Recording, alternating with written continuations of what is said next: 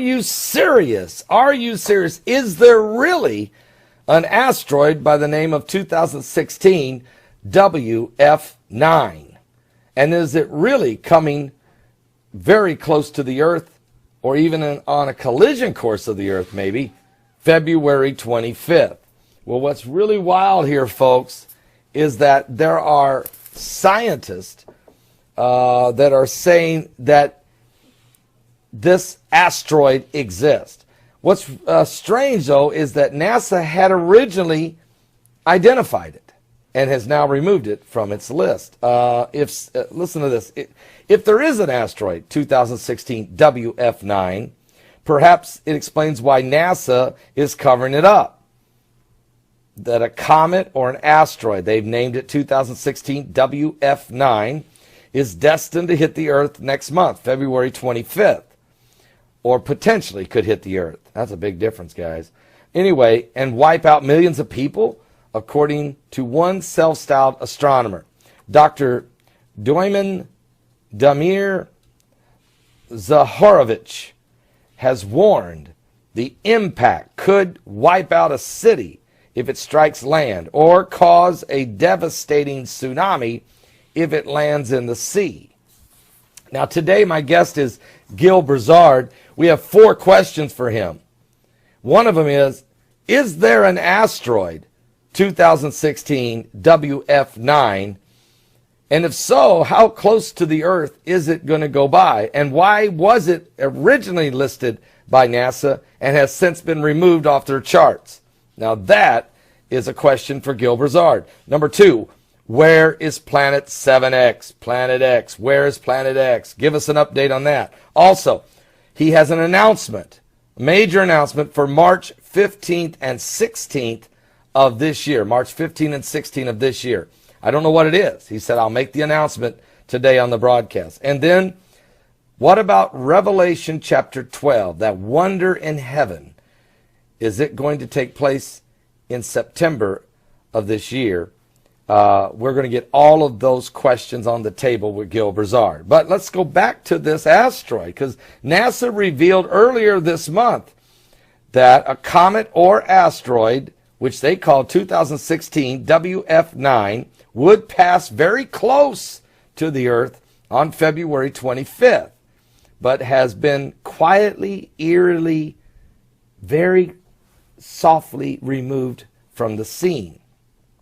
They originally estimated it was somewhere between about a half a mile wide, somewhere between 0.3 to 0.6 of a mile. Okay, so somewhere close to half a mile wide. That is huge. Now, NASA has said it is likely that Wf9 comes from the outer solar system, but Dr. Zaharovich is more specific about its origins. He believes the asteroid comes from a giant hidden planet known as Nibiru, or Planet X. And he really does believe that this is why they're no longer talking about it. It is not going to hit the Earth. If it did, it would be a cataclysmic. But the object they call Wf9 left the Nibiru system, he says, in October of 2016 and has been spinning counterclockwise around the sun. Since then, NASA has known it will hit the Earth, he says, but they're only telling people now. Okay, folks, I don't want to go any further with this report. I really don't. I'm just going to ask Gil Broussard his opinion of it. I'm looking right now at the asteroid chart. Yesterday, we had an asteroid go, 2 days ago. On January 30th, we had an asteroid go whizzing by. The asteroid was called 2017 BH30. It was small. It was only 8 meters, but it came less than 25,000 miles from the surface of the Earth, or 0.1 lunar distance. What? Now, that was close, and NASA did not tell us about it. They say they didn't know about it till it was within 2 hours of going by the Earth. Now, yesterday, 5 asteroids went by. 2017 BN30, 2017 BJ30, 2017 BY5, and 2017 BT6, and 2017 BB7. Now, those 5 asteroids all went by the Earth and are listed in the Near-Earth Object Chart. And tomorrow, there's 3 more going to go by. 2017 BB6, 2017 BQ32, and 2017 BS32. And the list goes on. But nowhere on the list is this mysterious asteroid 2016 Wf9. It was originally on the list, but it's been removed by NASA. Why? Well, we're going to keep a close eye on these things and ask Gil Brazard for his professional input, as well as the other subjects that we just mentioned. Are you serious? Now, here's what I do know. I know what the Bible says. That the Bible says that there shall be signs in the sun, the moon, and the stars, and distress of nations with perplexity, and the sea and the waves roaring, and men's hearts would fail them for fear, for looking after those things coming upon the earth, for the powers of heaven shall be shaken. Okay? So I know that. I also know that the stars are going to fall from heaven like a fig tree casts its untimely figs, as it's shaken of a mighty wind. I know that the heavens are going to roll back like a scroll. These are all, I know that we're going to have at least 2 deep impacts that bring about the wormwood effect, the bitter, the poisonous water, and 1/3 of the people of the earth shall die. These are things I can find in the Bible that I specifically know are going to take place. If Planet X or Planet 7X or Nibiru or Planet number 9, like NASA now calls it, if it is part of what brings it about, if God's using it for this, then we're going to find this out. And if there is such a thing as an asteroid that's a 1/2 mile wide, that's going to miss us but going by the Earth close, why did NASA post it on their charts? And then why did they remove it?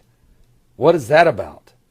Now, I've seen NASA change the size of asteroids. I've seen them change the distance of asteroids as they recalculate. But why put one on the chart and then take it off? What is this about? Well, we're going to ask Gil Brazard. Don't miss today's live broadcast. Jesus is coming soon. That I know also. And you don't want to be left behind. Give your life to Jesus Christ. He's coming soon. Gil Brazard, my guest today. And Steve Quayle tomorrow. What? And Mike from around the world Friday. We got to get some answers.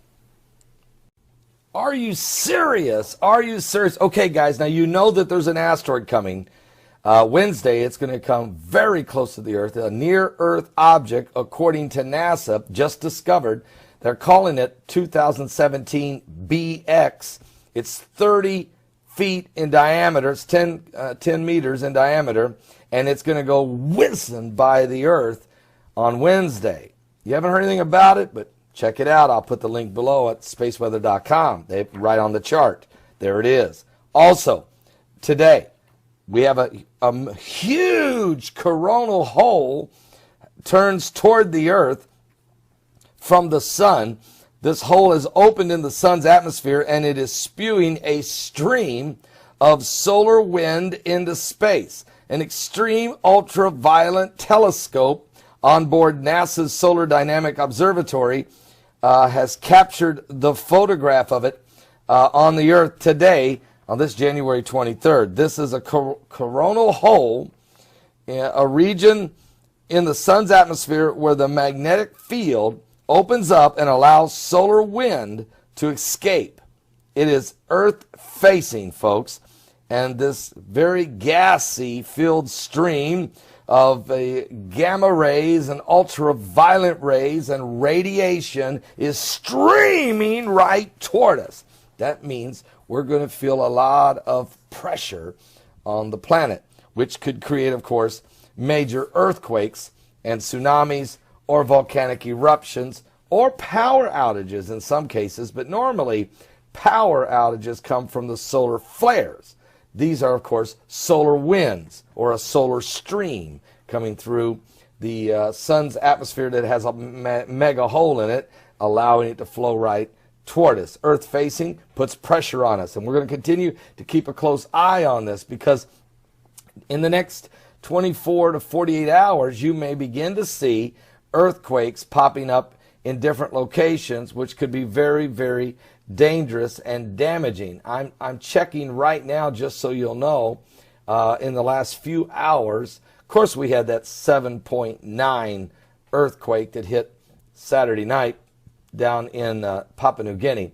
But just in the last few hours, we have had a 5.1 earthquake in the northern Mid-Atlantic Ridge, a 4.5 in Alaska, a 4.3 in Pakistan, a 4.4 in Chile, and we just had a 4.7 in the Solomon Islands. And this, of course, the pressure just building, but the solar streams from this huge hole in the sun has not reached us yet. Okay, so in the next 24 to 48 hours, even 72 hours, let's say, give yourself 3 days to allow this pressure to build.